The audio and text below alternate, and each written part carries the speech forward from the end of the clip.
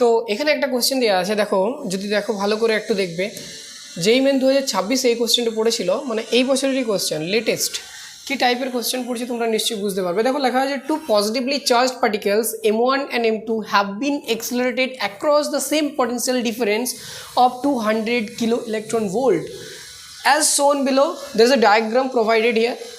একটা এই ডায়াগ্রামের মধ্যে তুমি দেখতে পাচ্ছ যে এটা হচ্ছে M1, এটা M2, দুটো particle, charged particle, obviously positive charged particles, তাদেরকে এক্সেলারেটেড করা হচ্ছে একটা পোটেনশিয়াল ডিফারেন্সের মধ্যে। অবভিয়াসলি পোটেনশিয়াল ডিফারেন্স না থাকলে পরে তারা মুভ করবে না, তাহলে 200 কিলো ইলেকট্রন ভোল্টের মধ্যে রয়েছে পাওয়ার সাপ্লাইটা। এখানে মাস দিয়ে দিয়েছে M1 = 1 AMU and M2 = 4 AMU। ঠিক আছে, দেখতে পেয়েছো? বলেছে the de Broglie wavelength of M1 will be x Times of M2। De Broglie wavelength of M1 যে চার্জ পার্টিকেলটা, তার যে ওয়েভলেন্থ তৈরি হবে সেটা হচ্ছে গিয়ে will be x Times of M2। The value of x is, ভ্যালুটা কত? দেখো তাহলে আলটিমেটলি যখনই ডি ব্রগলি ওয়েভলেন্থ তোমাকে বের করতে বলেছে, তাহলে তোমাকে আলটিমেটলি সেই থিওরিটা নিজেদেরকে কি করতে হবে, মনে করতে হবে, যেটা আমি শিখিয়েছিলাম ক্লাসরুমের মধ্যে। আমি তোমাদেরকে কি বলেছিলাম, দেখো তোমরা ডি ব্রগলি যখনই মনে পড়ে তখনই পড়ে যে স্যার ল্যামডা, ডি ব্রগলির সাহায্যে আমাদেরকে কী করতে হয়, আমরা ল্যামডা বের করি, একটা ওয়েভ লেন্থকে বের করানো হয়, তাই না? স্যার ল্যামডা = কত হয়, h/mv। এটা একটা নর্মাল কোনো একটা জায়গাতে কোনো একটা অবজেক্ট থাকলে পরে সেক্ষেত্রে ল্যামডা কত তৈরি হয়। কিন্তু যখন স্পেশাল কেসে একটা চার্জ পার্টিকেলকে পোটেনশিয়াল ডিফারেন্সের মধ্যে, কিছু ভোল্টেজ পোটেনশিয়াল ডিফারেন্সের মধ্যে যখন এক্সেলারেট করা হয়, তখন কিন্তু এই সূত্রটা আমার কাজে লাগে না। তখন সেক্ষেত্রে যে সূত্রটা কাজে লাগে, অবভিয়াসলি তার ডেরিভেশনটাও আমি করেছিলাম কীভাবে, কিন্তু এখন আমি ডেরিভেশনটা করবো না, কারণ সেগুলো থিওরির ক্লাসের পার্ট। এখন আমি শুধু অঙ্কটা বলবো। দেখো তাহলে আলটিমেটলি আমাদেরকে যেটা করতে হবে যে স্যার আমাদের এখানে কোন সূত্রটা কাজে লাগাতে হবে। দেখো এক্ষেত্রে আমরা জানি lambda = h/2m EV or QV। Lambda h/2m EV or QV, এর জায়গায় তুমি কিউ রাখতে পারো। কিউটা কি, চার্জ পার্টিকেলটা, তাই না? কত চার্জ রয়েছে, ই মানে ইলেকট্রনের চার্জ, ভি মানে স্যার কত ভোল্টেজ ডিফারেন্সের মধ্যে রয়েছে, সিম্পল জিনিস। আমার এখানে স্যার বলেছে কত বলেছে, দেখো তুমি ওখানে 200 কিলো ইলেকট্রন ভোল্ট, মানে 200 × 1000 ভোল্ট। কিলো ইলেকট্রন ভোল্ট মানে কি, 1 কিলো ইলেকট্রন ভোল্ট = 1000, ঠিক না? চলো দেখি এখন একটা জিনিস যেটা তোমাদের এখানে রাখতে হবে। দেখো এই পাওয়ার সাপ্লাইটা কিন্তু একটাই, অর্থাৎ পোটেনশিয়াল ডিফারেন্সটা কিন্তু আমার 200 কিলো ইলেকট্রন ভোল্ট, ঠিক আছে? শুধুমাত্র ল্যামডাটা এখানে কার উপর ডিপেন্ড করবে তুমি বলো দেখি, যেটা M1 চার্জ পার্টিকেল এবং M2 চার্জ পার্টিকেল তারা যেখানে রয়েছে সেখানে অবভিয়াসলি আমার পোটেনশিয়াল ডিফারেন্সটা সেম, ঠিক কি না? সেক্ষেত্রে বাকি আর যে সমস্ত ফ্যাক্টরগুলো রয়েছে এই ইকুয়েশনটাতে সবগুলো সেম। তার মানে যে ল্যামডাটা তৈরি হবে সেটা শুধুমাত্র ডিপেন্ড করছে স্যার এখানে মাসের উপর। কিসের উপর ডিপেন্ড করছে স্যার? মাসের উপর। তার মানে আমি যদি বলি যে ল্যামডাটা শুধুমাত্র ডিপেন্ড করছে এখানে শুধুমাত্র √m এর উপর, ঠিক কিনা?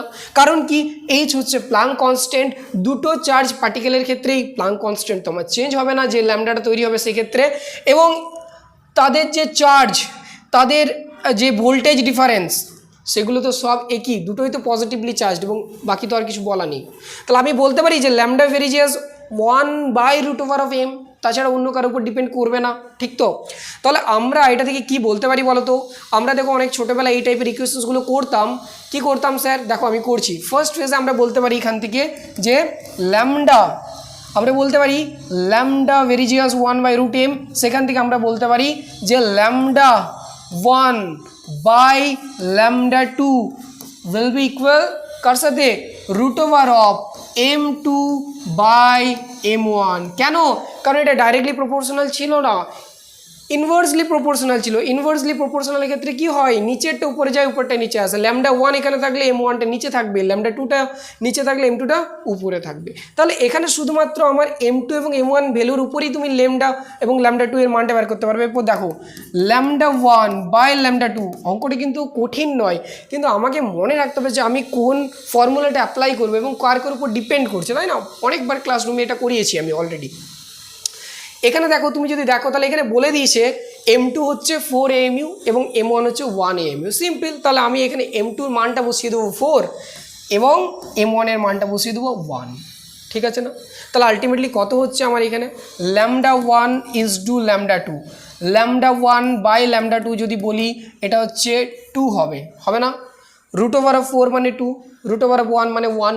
তাহলে আলটিমেটলি এখানে তুমি বলতে পারো ল্যামডা 1 ইকুয়াল টু 2 ল্যামডা 2। কত সহজ অঙ্কটা। তাহলে এখানে আমাকে তো কোন ফর্মটাই চেয়েছিল, আমাকে চেয়েছিল the de Broglie wavelength of M1 will be x Times of M2, অর্থাৎ M1 চার্জ পার্টিকেলটা যে ওয়েভলেন্থটা ক্রিয়েট করবে সেটা হচ্ছে M2 চার্জ পার্টিকেলটা যে ওয়েভলেন্থ ক্রিয়েট করবে তার এক্স টাইমস। দেখো আমরা তো তাই পেয়েছি at the end. M1 charge particle যে ওয়েভলেন্থটা তৈরি করেছে সেটা হলো স্যার ল্যামডা 1, এবং M2 চার্জ পার্টিকেল যেটা তৈরি করেছে সেটা হলো স্যার ল্যামডা 2, এবং সেটা কত Times, lambda 1 is 2 Times of lambda 2, lambda 2 এর থেকে 2 টাইমস আরও বেটার বা 2 টাইমস বড়। তাহলে আলটিমেটলি আমি কি বলবো স্যার, এখানে যদি lambda 1 is equals two x lambda 2 লেখা থাকে তার মানে এখানে এক্স এর ভ্যালু কত? ঠিক বলেছো, এখানে এক্স এর ভ্যালু হলো 2। তাহলে আমার অ্যান্সার কি হবে?